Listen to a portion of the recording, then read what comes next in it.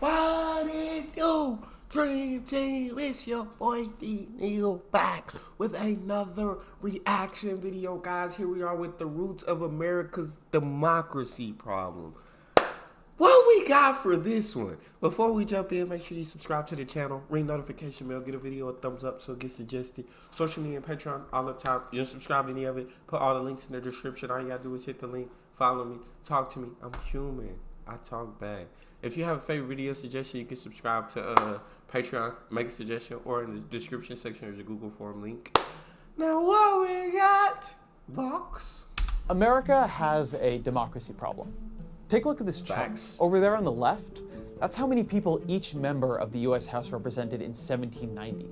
There's now one representative for every 747,000 Americans.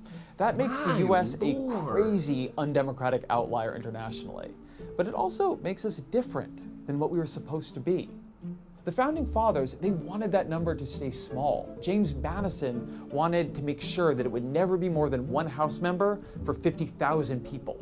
I bring this up because it's one of a lot of ways. Why is it not like that still? If he wanted it, you know what I'm saying? That's much more sensible. They got over 10 times the amount that he suggested. Wow. For 50,000 people. I bring this up because it's one of a lot of ways in which our system has become different than what the founders intended, which maybe is okay. I think it's okay. But it's also different than what we may have intended or what we may want. Yes. People ask me sometimes what I actually worry about in American politics, what makes me afraid, and it's this. A political system needs to be legitimate to be stable. People need to feel that it's fair. But is that true right now? 2 out of the past 3 presidents lost the popular vote for their first term in office. 2 out of 3.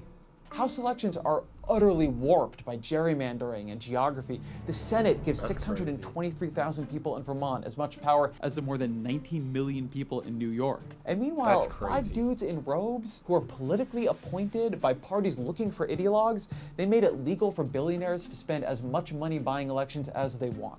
And here's where undemocratic becomes actually dangerous. The American political system was built around the fear of disunity. The fear was that the states would pull apart. We weren't supposed to have political parties. The founding fathers thought they were bad, or at least they did before they started some. But now we do have political parties. And the competition, the core competition, the disunity in this country is between them.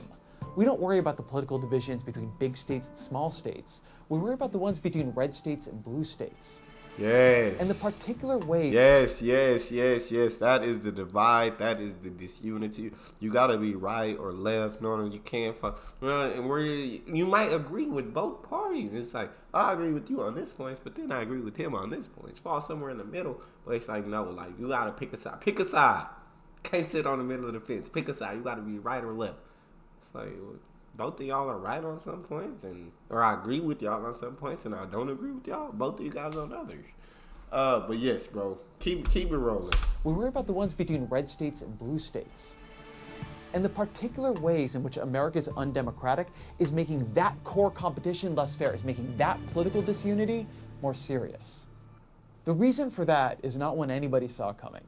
Democrats cluster in big cities. Republicans are more concentrated in rural areas. The average state is 6 points more Republican than the country as a whole, which gives that party a huge advantage in the Senate. And in the House, well, Democrats are feeling pretty good about the House right now. But to win the House, they couldn't win by 1 or 2 or 3%. They had to win a landslide, 6 or 7 or 8%, or else they'd still be in the minority because of gerrymandering and geography.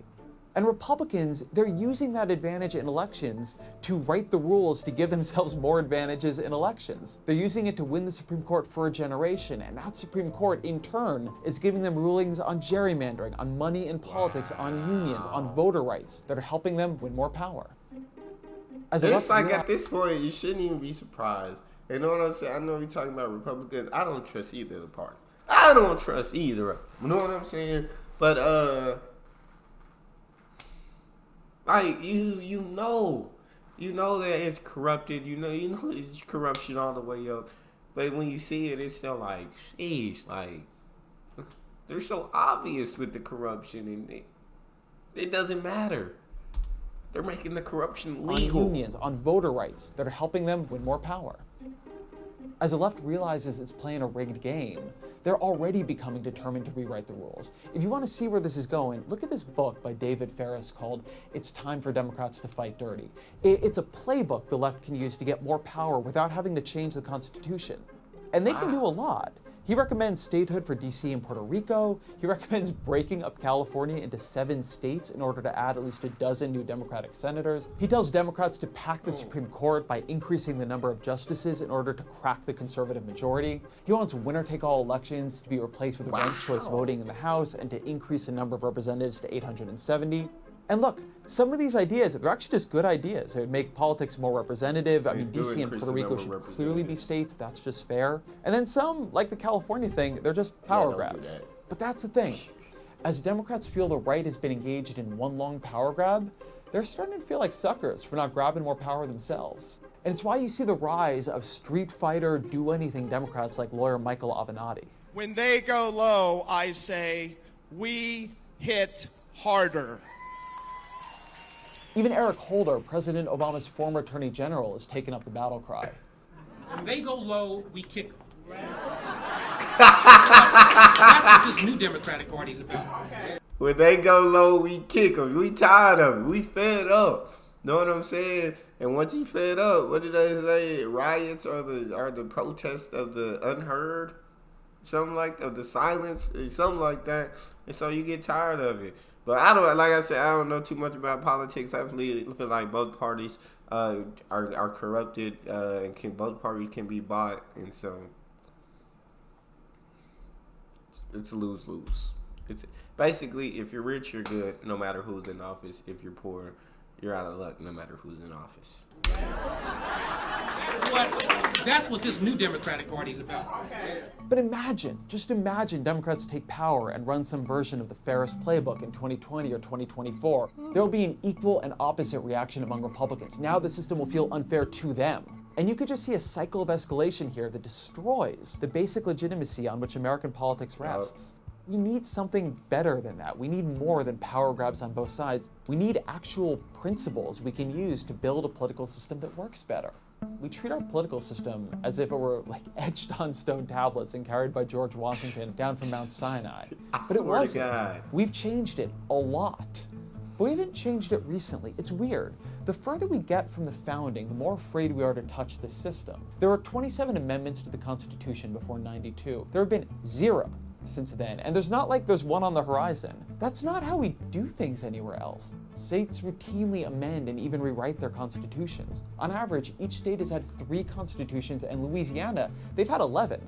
It's only at the national level that we've come to believe our political system should be frozen in amber, that however we're doing things is how we should keep doing them. And puzzlingly, we've decided that not when we think our political system is great, but at the exact time that Americans are losing faith in our political institutions. I suspect our true belief is not that our system of government is performing so well that it should be immune to change, but that we are performing so poorly that we don't trust ourselves to change it.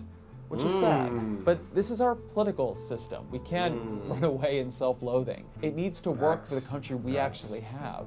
We can't have an old compromise between states leading to a civil war between parties. But to change it, we need a theory of what makes a political system legitimate in the first place. And that means we need some criteria by which to judge it. Robert Dahl, one of the most respected political scientists of the 20th century, he believed the ideal US Constitution would 1, maintain democracy, 2, protect fundamental rights, 3, ensure fairness among citizens, 4, encourage forming consensus, and 5, provide a government that is effective in solving problems. That would be an absolute dream. That would be absolute perfection. Paradise. That's, I believe, what everybody would want. That, you know what I'm saying? That would be very ideal. I'll say that. Consensus, that would be and very 5, provide ideal. a government that is effective in solving problems. I like that as criteria. I think that would make sense. If you don't like it, that's fine. What you need then is to come up with something better. The one thing we can't do is just stay still. America's in an unstable equilibrium. Its current political system is producing outcomes that feel illegitimate to the left. Any effort to reform that system feels like it would produce outcomes that feel illegitimate to the right. We need something deeper than that. We need something that would feel legitimate to both sides and would actually work. We can't stay right where we are.